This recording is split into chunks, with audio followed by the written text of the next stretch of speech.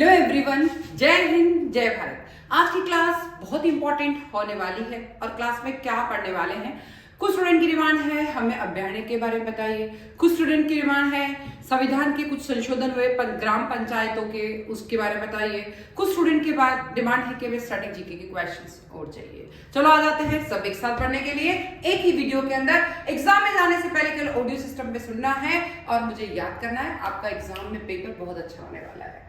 चलो बात करते हैं कि ये केवलादेव राष्ट्रीय उद्यान, यस, राजस्थान का एक स्टूडेंट है, उसी ने कहा था मैम हमें केवलादेव राष्ट्रीय उद्यान का क्वेश्चन पहले आया हुआ है इसलिए इसके बारे में बताइए। चलो मैं बता देती हूँ, ये भरतपुर का एक राष्ट्रीय उद्यान है। यहाँ पर कई जो पक्षी है वो यहाँ आते हैं, यहाँ की प्रजातियां बहुत अच्छी हैं। यहाँ पर नदियों का पानी इकट्ठा होता है जिससे पक्षी पानी पीते हैं और जैविक विविधता के लिए ये बहुत इंपॉर्टेंट है। भरतपुर राजस्थान के भरतपुर में स्थित है। चलो बात करते हैं, स्थान है भरतपुर राजस्थान। पहले इसे भरतपुर पक्षी विहार के नाम से जाना जाता था। पहले इसे किसे? भरतपुर पक्षी विहार के नाम से जाना जाता था। ये प्रसिद्ध पक्षी अभ्यारण्य है जो हजारों की संख्या में निवासी और प्रवासी पक्षियों की मेजबानी करता है। ये एक प्रसिद्ध पक्षी अभ्यारण्य है जो हजारों की संख्या में निवासी और प्रवासी पक्षियों की क्या करता है? मेजबानी करता है। मतलब बाहर के आए हुए पक्षी अगर यहाँ आते हैं तो आराम से रह सकते हैं और इसीलिए हमने इसको बनाया है, इसको डेवलप किया है। पक्षी विहार, पक्षी विहार, पक्षी विहार राजस्थान का भरतपुर में केवलादेव। ठीक है, फिर आता है कि ये जो है यूनेस्को के विश्व धरोहर है। यूनेस्को के विश्व धरोहर में भी इसका नाम गिना जाता है और रामसर साइट 1985 में भी फेमस है और 1983 का दर्जा प्राप्त हुआ। पारिस्थितिकी और जैव विविधता, यानी ये मानव निर्मित और मानव प्रति प्रबंधित जो आर्द्र भूमि है उसमें रहता है। क्या है ये? एक मानव निर्मित और मानव प्रबंधित आर्द्र भूमि में है जिसे मूल रूप से शिकार के लिए बनाया गया था। ठीक है, बाद में पानी का स्रोत गंभीर और बाणगंगा नदी से पानी मिलता है। अब पानी की पूर्ति चुनौती कहां से आता है? गंभीर नदी से, बाणगंगा नदी से। केवलादेव में गंभीर नदी से, बाणगंगा नदी से। कहां पर है? राजस्थान के भरतपुर में है। पक्षियों के लिए मेजबानी करता है कि आए पक्षी आराम से रहे। जैव विविधता, पक्षियों की 370 से अधिक प्रजातियों के साथ साथ मछली, सांप, चिपकली और उभयचर की विविधता, विभिन्न प्रजातियां पाई जाती है। किस किस की पाई जाती है? 300 पक्षियों की 370 से अधिक प्रजाति है। पक्षियों की 370 से अधिक, मछली, सांप, चिपकली और उभयचर की विभिन्न प्रजातियां यहाँ पे। संरक्षण और चुनौतियां, साइबेरियन क्रेन, ये पार्क ऐतिहासिक रूप से दुर्लभ है। साइबेरियन क्रेन के लिए एकमात्र शीतकालीन प्रवास स्थल था, हालांकि इसे 2002 के बाद से यहाँ नहीं देखा गया है। साइबेरियन क्रेन पहले आते थे बट अब नहीं है। फिर मॉन्ट्रो रिकॉर्ड, जल की कमी और असंतुलित चराई के कारण इसे 1990 में मॉन्ट्रो रिकॉर्ड खतरे में स्थित आर्द्र भूमि में शामिल किया गया। अब ये क्या हो गया? मॉन्ट्रो रिकॉर्ड, यानी अब थोड़ा पानी कम हो गया है इसके कारण और पक्षी भी कम हो गए, जल की कमी हो गई है। ये आज भी मध्य एशिया से आने वाले हजारों प्रवासी जल पक्षियों के लिए एक महत्वपूर्ण शीतकालीन मैदान है। हजारों पक्षी जो बाहर आते हैं उसके लिए, बाहर से आते हैं उनके लिए शीतकालीन मैदान है। यहाँ पर आज भी मध्य एशिया से आने वाले हजारों प्रवासी यहाँ पर रहते हैं। फिर आता है एक क्वेश्चन और है, ये कहां से है? यस यस यस, तो ये भी राजस्थान से पूछा है कि मैम अशोक मेहता समिति के बारे में बताइए। ये जो है कुछ अशोक मेहता समिति की जो सिफारिशें हैं ग्राम पंचायत, पंचायत, इन सबको लेके हैं कि वहां पर भी पैसा आना चाहिए, वहां पर भी क्या पंचायत समिति ग्राम पंचायत को अलग रखना चाहिए, क्या इनके पैसा जो है अनुदान जो दिया जाता है उसकी राशि कितनी होनी चाहिए, क्या क्या इसमें चेंजेस हुए उसके बारे में है ये। 1977 में मोरारजी देसाई ने पंचायती राज के लिए अशोक मेहता समिति का गठन किया। किसके लिए किया? 1977 में मोरारजी देसाई, 1977 में मोरारजी देसाई ने अशोक मेहता समिति का गठन किया। इस समिति में पंचायती राज व्यवस्था के लिए द्विस्तरीय ढांचे की स्तुति की। पंचायती राज के लिए द्विस्तर, पंचायती राज के लिए द्विस्तर। प्रमुख सिफारिशें क्या थी? द्विस्तरीय पंचायती राज पद्धति में राज्य में विकेंद्रीकरण का प्रथम स्तर हो, प्रथम स्तर जिले का हो। विकेंद्रीकरण में प्रथम स्तर जिले का हो, विकेंद्रीकरण में प्रथम स्तर जिले का हो जो आज भी है। जिला स्तर के नीचे मंडल पंचायत का गठन हो जिससे करीब 15,000, 20,000 जनसंख्या, 10-15 गांव शामिल हो। 15 से 20,000 जनसंख्या हो और 10 से 15 गांव शामिल हो। ग्राम पंचायत तथा पंचायत समिति को समाप्त कर देना चाहिए। ग्राम पंचायत, पंचायत समिति को समाप्त कर दो। मंडल अध्यक्ष का चुनाव प्रत्यक्ष तथा जिला परिषद के अध्यक्ष का चुनाव अप्रत्यक्ष होना चाहिए। मंडल का तो क्या होना चाहिए? प्रत्यक्ष। जिला परिषद का क्या होना चाहिए? अप्रत्यक्ष। मंडल का प्रत्यक्ष, जिला का अप्रत्यक्ष। मंडल पंचायत तथा जिला परिषद का कार्यकाल 4 वर्ष। मंडल पंचायत जिला परिषद का कार्यकाल 4 वर्ष होना चाहिए। प्रमुख सिफारिशें, विकास योजनाओं को जिला परिषद द्वारा तैयार किया जाए। विकास योजना को जिला परिषद द्वारा तैयार किया जाए तथा उनका क्रियान्वयन मंडल पंचायत द्वारा किया जाए। किसके द्वारा किया जाए? जिला परिषद द्वारा तैयार किया जाए और उनका क्रियान्वयन मंडल पंचायत द्वारा किया जाए। पंचायत के निर्वाचन में सभी स्तर पर राजनीतिक दल को भाग लेने की अनुमति दी जाए। सभी राजनीतिक दल इसमें भाग लेंगे, सभी राजनीतिक दल इसमें भाग लेंगे, सभी राजनीतिक दल इसमें भाग लेंगे। पंचायती राज संस्थाओं को संवैधानिक मान्यता दी जानी चाहिए। पंचायती राज व्यवस्थाओं को संवैधानिक मान्यता, पंचायती राज को संवैधानिक मान्यता दी जानी चाहिए। जनसंख्या के आधार पर अनुसूचित जाति और जनजाति के लिए SC ST के लिए भी आरक्षण होना चाहिए। SC ST के लिए भी आरक्षण, SC ST के लिए भी आरक्षण होना चाहिए। इस समिति की सिफारिशों को अपर्याप्त मानकर नामंजूर कर दिया गया। ठीक है, फिर बात करते हैं युवा वकीलों के लिए। यस, कौन कौन से युवा, मतलब कौन कौन सी बुक्स है जो उनको पढ़नी चाहिए। बहुत इंपॉर्टेंट बुक्स है संविधान को पढ़ने के लिए, जिसमें कुछ बुक्स में पुलिस के बारे में बताया गया है, कुछ बुक्स के अंदर कानून के बारे में बताया गया है, कुछ बुक्स में जो है कि कौन सा मुकदमा किस पे दायर होना चाहिए उसके बारे में बताया गया है। चलो बात करते हैं कुछ आवश्यक बुक्स के लिए। ठीक है, भारत का संविधान VN शुक्ला PM बख्शी, याद करें भारत का संविधान VN शुक्ला PM बख्शी। इसकी आवश्यकता भारत के सभी कानून का आधार है, भारत के सभी कानून का आधार है ये भारत का संविधान। मौलिक अधिकार, नीति निर्देश सिद्धांत और संवैधानिक प्रावधान को समझने के लिए भारत का संविधान, इसमें मौलिक अधिकार, नीति निर्देशक तत्व और सभी कानून इसके आधार है। ठीक है, भारतीय दंड संहिता, याद रखें VN Shukla PM Bakshi, VN Shukla PM Bakshi, VM Shukla PM Bakshi, सभी चीज इसमें है। भारतीय दंड संहिता रतनलाल और धीरज लाल, भारतीय दंड संहिता रतनलाल और धीरज लाल। दंड संहिता आपराधिक कानून के सभी पहलू को ऐतिहासिक निर्णय और टिप्पणी से के साथ शामिल करता है। आपराधिक कानून के पेशेवर के लिए उत्कृष्ट करती है। मतलब इस दंड संहिता, इसी से समझ पा रहे हैं, दंड जिसमें दंड के लिए काम हो तो अपराध होंगे तो दंड होगा, इसलिए अपराध की संहिता को समझने के लिए जरूरी है। रतनलाल और धीरज लाल, रतनलाल और धीरज लाल, भारत का संविधान में सब कुछ है। फिर आता है साक्ष्य का कानून बटुकलाल रतनलाल, साक्ष्य का कानून बटुकलाल रतनलाल, साक्ष्य का कानून बटुकलाल रतनलाल। इसकी आवश्यकता क्यों है? दीवानी और फौजदारी दोनों मुकदमों के लिए महत्वपूर्ण है। दीवानी और फौजदारी दोनों के लिए महत्वपूर्ण है, दीवानी और फौजदारी दोनों के लिए महत्वपूर्ण है। ये पुस्तक केस संदर्भ के साथ भारतीय अधिनियम को सरल बनाती है। देखिए, बट साक्ष्य का कानून, साक्ष्य मतलब क्या चाहिए आपको? हर चीज के लिए प्रूफ चाहिए, तो उसी के लिए दीवानी और फौजदारी दोनों मुकदमों के लिए महत्वपूर्ण है। दीवानी और फौजदारी दोनों के लिए महत्वपूर्ण है। सिविल प्रक्रिया संहिता CK तकवानी, सिविल प्रक्रिया संहिता CK तकवानी, सिविल प्रक्रिया संहिता CK तकवानी। ठीक है, इसकी आवश्यकता क्यों? सिविल मुकदमे, अब वर्ड से समझ में आ रहा, सिविल मुकदमा, जहां सिविल मुकदमों के समझना है तो सिविल प्रक्रिया होगी। जहां पूरे भारतीय संविधान पढ़ना है तो भारत का संविधान हो गया। जहां दंड संहिता समझनी है तो दंड संहिता हो गया। जहां साक्ष्य के बारे में पढ़ना है तो साक्ष्य का कानून हो गया। इस तरीके से आपको याद रखना है। CK तकवानी लिखिए। फिर आती है दंड प्रक्रिया संहिता, एक और है RV केलकर, RV केलकर।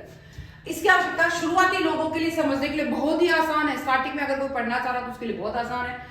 ये अभ्यास करने वालों के लिए पर्याप्त, कोई भी प्रैक्टिस करता है वकील तो उसके लिए बहुत ही इंपॉर्टेंट है ये बुक। उसको अच्छे से पढ़ ले, क्योंकि सिंपल तरीके से पुलिस की शक्तियां, गिरफ्तारियां, मुकदमे और अपीलों को शामिल करता है। इसमें क्या है? पुलिस की शक्तियां, अपील, मुकदमे सब कुछ शामिल है। टॉर्ट्स का कानून, यस, RK बंगिया, टॉर्ट्स का कानून RK बंगिया। टॉर्ट्स लापरवाही, उपद्रव और मानहानि जैसी अवधारणाओं की स्पष्ट व्याख्या है। टॉर्ट्स क्या है? भले ही आपने कोई कानून कॉन्ट्रैक्ट नहीं तोड़ा है, पर किसी ने किसी को हानि पहुंचाई है, मतलब टॉर्ट्स है। तो उसको समझने के लिए कोई लापरवाही करी, उपद्रव किया या मानहानि जैसी कोई व्याख्या है, वो इस छात्रों के लिए, वकील के लिए उपयुक्त है। अनुबंध, कॉन्ट्रैक्ट, अगर आपने कॉन्ट्रैक्ट तोड़ा है किसी का तो उसके लिए बहुत इंपॉर्टेंट है। अवतार सिंह की है अनुबंध कानून। यदि इसके भारतीय अनुबंध अधिनियम की व्यापक सरल व्याख्या की गई है। भारतीय कॉन्ट्रैक्ट, अगर किसी ने कॉन्ट्रैक्ट तोड़ा है, मतलब ये बुक पढ़ लो, आपको सब समझ में आ जाएगा, तो वकील इसकी सहायता से मुकदमेबाजी को समझ सकते हैं। कानूनों की व्याख्या VP सारथी, JP सिंह। कानूनों की व्याख्या VP सारथी, JP सिंह। कानूनों की व्याख्या VP सारथी, JP सिंह। क्या है? ये समझने में मदद करता है कि अदालतें कानून की व्याख्या कैसे करती है। प्रभावी कानून तर्क वितर्क के लिए आवश्यक है, तर्क वितर्क के लिए भी बहुत आवश्यक है। ठीक है, कानून कैसे अप्लाई होता है उनके लिए भी आवश्यक है। वेरी वेरी इंपॉर्टेंट है कानून की व्याख्या है इसमें। फिर आता है श्रम और औद्योगिक कानून, वर्ड से समझ पा रहा, श्रम और औद्योगिक नियम इसमें होंगे, उस कानून को समझने के लिए इसकी जरूरत है। श्रमिकों का के लिए कोई भी प्रॉब्लम आती है तो उसके लिए समझने में जरूरी है। एसएन मिश्रण पीएन मलिक, एसएन मिश्रण पीएन मलिक। अब ये श्रम कानून सलाहकार और मानव संसाधन पेशेवर के लिए जरूरी है। रोजगार कानून की नवीनतम प्रणाली इसमें आती है। फिर आता है हाल ही में चलाया गया कुछ महत्वपूर्ण ऑपरेशन के बारे में। सबसे ज्यादा इंपॉर्टेंट ऑपरेशन सिंदूर। देखिए, भारतीय सेना ने हवाई हमले के जरिए पाकिस्तान के 9 आतंकी हमलों को नष्ट कर दिया। इसमें क्या हुआ था कि पाकिस्तान के कुछ आदमी आए हमारे यहाँ पर और हमारे व्यक्तियों को धर्म पूछ के, हिंदू व्यक्तियों को धर्म पूछ के कलमा पढ़ने के लिए कहा। कलमा नहीं आया तो गोली से उड़ा दिया, केवल आदमियों को उड़ाया और औरतों को विधवा करके छोड़ दिया। तो इसके लिए हमारे यहाँ ने ऑपरेशन सिंदूर चलाया। भारतीय सेना ने हवाई हमले किए और 9 आतंकी ठिकानों को नष्ट किया। ऑपरेशन ब्रह्मा, भूकंप के बाद में म्यांमार की सहायता के लिए। Okay, operation Brahma, Brahma Brahma Myanmar, Brahma Myanmar, ठीक है, की सहायता के लिए। ऑपरेशन शिव, अमरनाथ यात्रा के लिए। शिव है मतलब अमरनाथ, शिव है मतलब अमरनाथ, याद रखने का तरीका है। ऑपरेशन कगार, नक्सली और माओवादियों की राजनीतिक विचारधारा को खत्म करने के लिए केंद्र सरकार द्वारा, कगार केंद्र सरकार द्वारा चलाया गया। किसको? नक्सली और इसको राजनीतिक विचारधारा को खत्म करने के लिए। ऑपरेशन टिक्का, जम्मू कश्मीर में आतंकवादी घुसपैठ को रोकने के लिए भारत सेना द्वारा चलाया गया। भारत सेना द्वारा कौन सा चलाया गया है? आतंकवादी घुसपैठ को रोकने के लिए जम्मू और कश्मीर में, जम्मू और कश्मीर में आतंकवादी घुसपैठ को रोकने के लिए operation tikka, operation tikka. Operation बामी बकेट, उत्तराखंड में जंगल की आग से निपटने के लिए भारतीय वायुसेना द्वारा चलाया गया था। बामी बकेट, बामी बकेट, बामी में जाओ, सांप की बॉम्बी में चले जाओ, आग लग रही है इसलिए, तो आग से निपटने के लिए चलाया गया।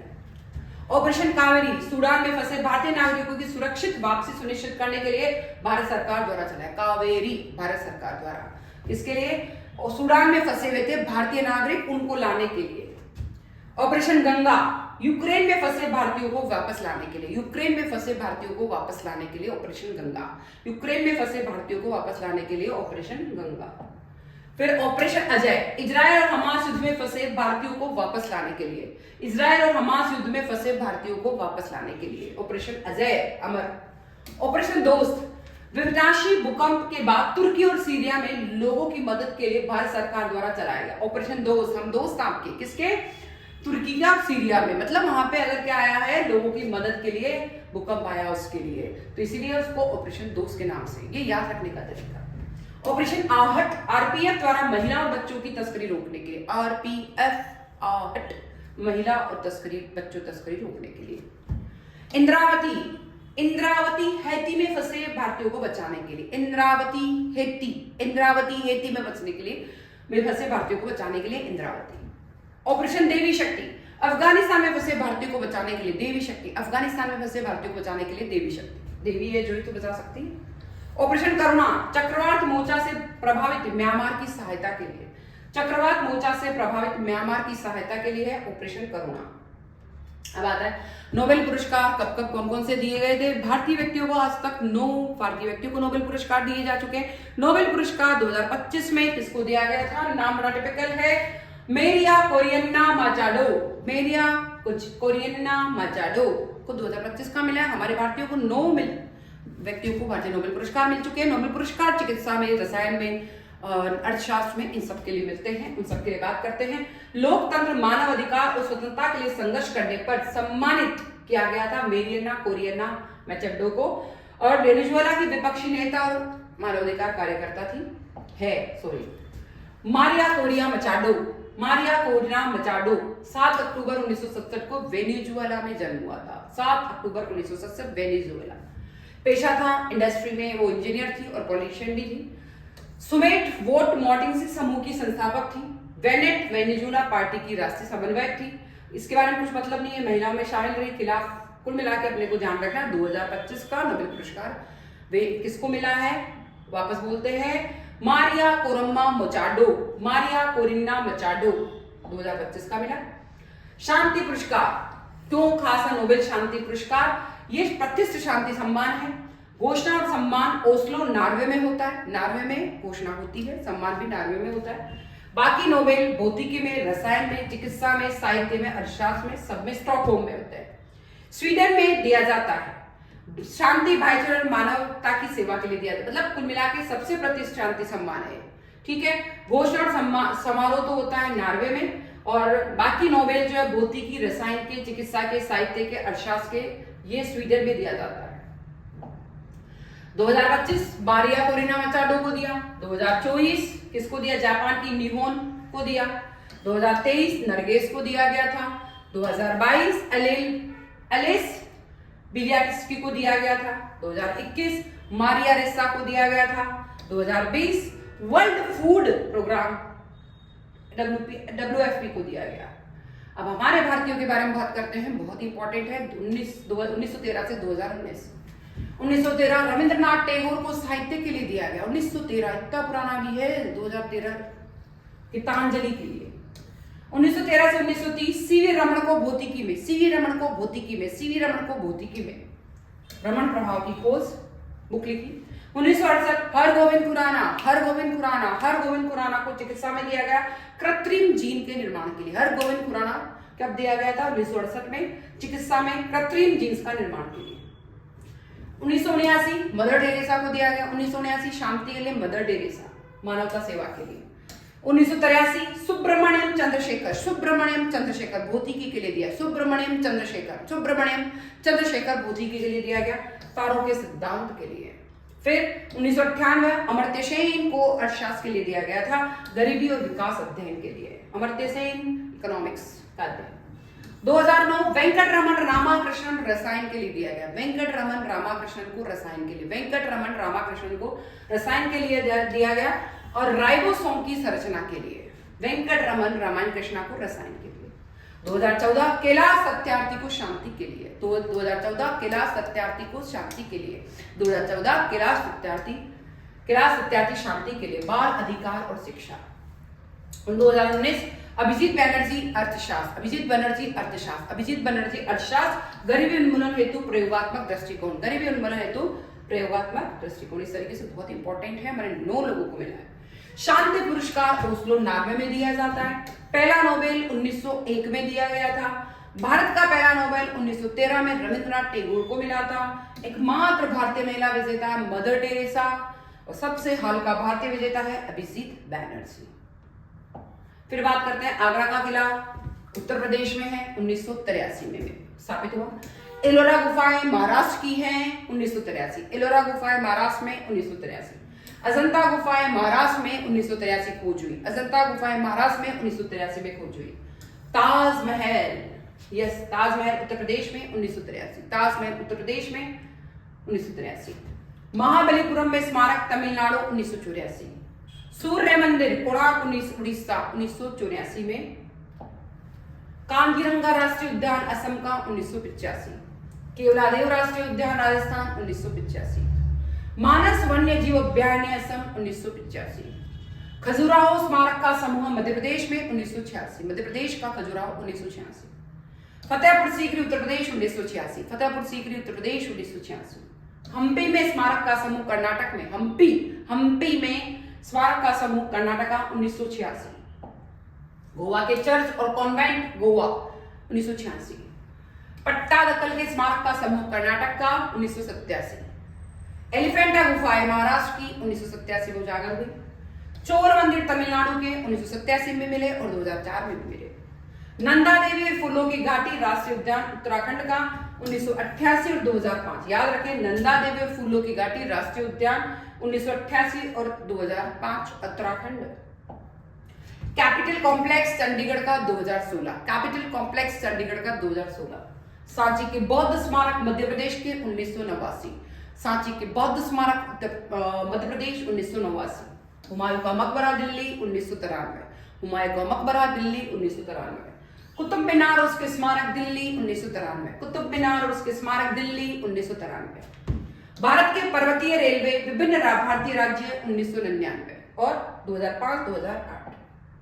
बोध गया में महाबोधि मंदिर परिसर बिहार 2002। महाबोधि मंदिर परिसर 2002। भीमबेटका की गुफाएं मध्य प्रदेश 2003। चंपानेर पावागढ़ पुरातत्व पार्क गुजरात का 2004।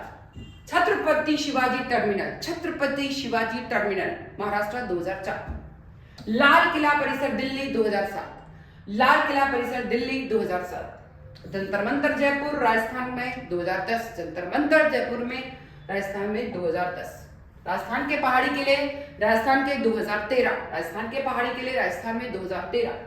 रानी की वाव, रानी की बावड़ी पटना में 2014। पटना नहीं है, पाटन गुजरात, पाटन गुजरात, थोड़ा छोटा कर देती हूँ। ग्रेट हिमालय राष्ट्रीय उद्यान हिमाचल प्रदेश 2014, ग्रेट हिमालयन राष्ट्रीय उद्यान हिमाचल प्रदेश 2014। खानचेंगजोंगा राष्ट्रीय उद्यान सिक्किम का है 2016। नालंदा महाविहार का पुरातत्व स्थल बिहार का 2016 में मिला। इसी तरीके से अहमदाबाद का ऐतिहासिक शहर गुजरात में मिला, अहमदाबाद का ऐतिहासिक शहर 2017। मुंबई के विक्टोरियन गॉथिक 2018। जयपुर शहर 2019। कालेश्वर रामप्पा मंदिर 2021। धोलावीरा 2021, धोलावीरा 2021। फिर आता है 1857 की क्रांति के समय राजस्थान के राजा कौन कौन थे? उदयपुर में थे महाराणा स्वरूप सिंह, उदयपुर में थे महाराणा स्वरूप सिंह, क्योंकि 1857 की क्रांति अपने राजस्थान से शुरू हुई है, अजमेर नीमच से शुरू होते हुए मेरठ और इधर से आई है। ठीक है। कोटा के थे महाराव राम सिंह द्वितीय, कोटा के थे उस टाइम में महाराव राम सिंह द्वितीय। जोधपुर के थे महाराजा तख्त सिंह, जोधपुर के थे महाराजा तख्त सिंह। जयपुर के थे सवाई राम सिंह द्वितीय, जयपुर के थे सवाई राम सिंह द्वितीय। बीकानेर के थे राजा सरदार सिंह, बीकानेर के राजा सरदार सिंह। सिरोही के महारावत शिव सिंह, सिरोही के महारावत शिव सिंह। भरतपुर के महाराजा जसवंत सिंह, भरतपुर के महाराजा जसवंत सिंह। करौली के थे महाराजा मदलपान सिंह, करौली में थे महाराजा मदलपान सिंह। धौलपुर में थे महाराजा बकवत सिंह, धौलपुर के थे महाराजा बकवत सिंह। टोंक के थे नवाब वजीरुद्दौला, टोंक के थे वजीरुद्दौला। अलवर में थे महाराजा बन्ने सिंह, अलवर में थे महाराजा बन्ने सिंह। डूंगरपुर में थे महारावल उदय सिंह, डूंगरपुर में थे महारावल उदय सिंह। प्रतापगढ़ में थे राजा दलपत सिंह, प्रतापगढ़ में थे राजा दलपत सिंह। झालावाड़ में थे महाराजा पृथ्वी सिंह, झालावाड़ में थे महाराजा पृथ्वी सिंह। किशनगढ़ के थे महाराजा पृथ्वी सिंह। बूंदी के थे रावराम सिंह हाड़ा। इस तरीके से क्लास बहुत इंपॉर्टेंट। राजस्थान के कुछ जो 1857 की क्रांति के समय जो हमारे यहाँ के जो रियासतें थी उनमें जो राजा थे उन्होंने हिस्सा लिया, उनके राजाओं के नाम भी लिख पढ़े। आज अपन ने स्टैटिक जीके भी पढ़ा है, साइंस भी पढ़ा है, कुछ संविधान संशोधन के बारे में पढ़ा है, कुछ समितियों के बारे में पढ़ा है। बहुत बहुत धन्यवाद। मेरी क्लास को एग्जाम में जाने से पहले 2 बार सुन ले, कंठस्थ हो जाएगा। जय हिंद, जय भारत।